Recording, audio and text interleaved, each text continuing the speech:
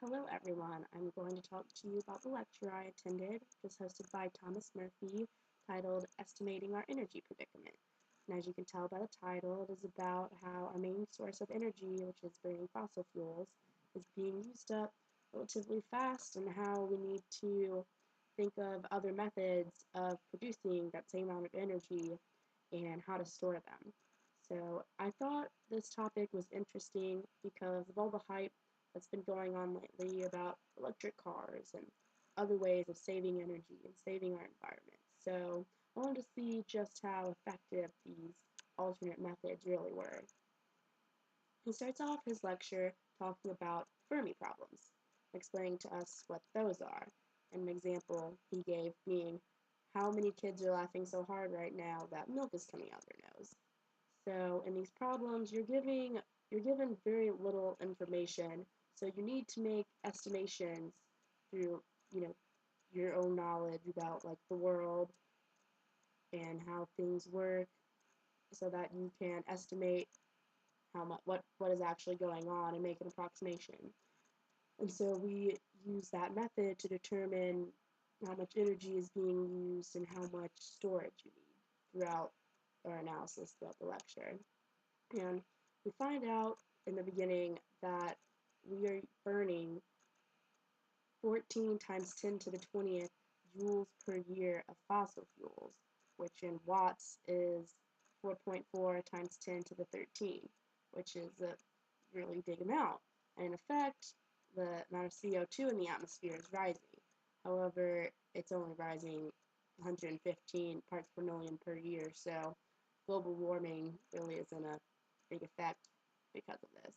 However, that's still a lot of fossil fuels being burned and giving us lots and lots of power. So we're going to compare other numbers from how things produce power compared to 4.4 times 10 to the 13.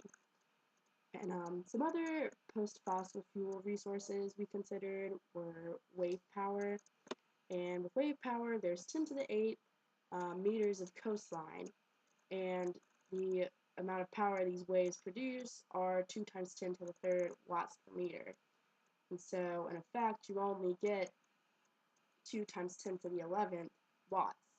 So, it's still not as much as the fossil fuels. So, that's best be besides that. Next thing we compare is corn ethanol, and you need a lot of land to replace that oil. A square 1,400 kilometers on a side as the lower limit. So it's going to take up a lot more space than we really have to be able to replace oil with corn ethanol. And then the main ways of storing energy is lead acid batteries. That's the cheapest and main go-to way of storing energy. And you need it only gives 180 watts per kilogram. So still not as great of a storage method as the fossil fuels, which produce a lot more watts per kilogram. And another energy storage is, well, the generator, which people use a lot.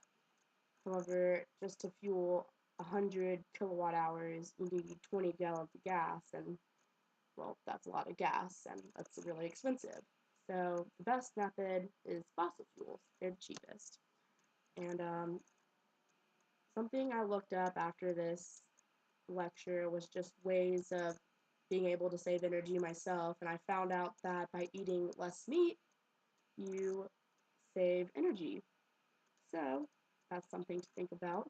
That's something I learned, and I hope you learned a lot from this lecture and just easy, practical ways of estimating power saving, ways of saving power.